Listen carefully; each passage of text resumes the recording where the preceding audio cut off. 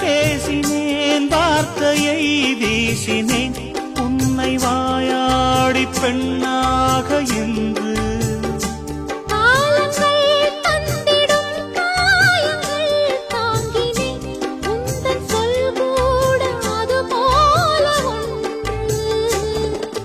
பூந்தோகையே சொன்ன என் வார்த்தையே, உன்னை அறியாமல் நான் சொன்ன மொழிதானம்மா.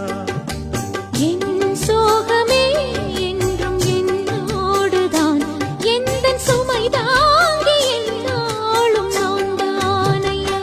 கூடு எங்கே தேடி கிளி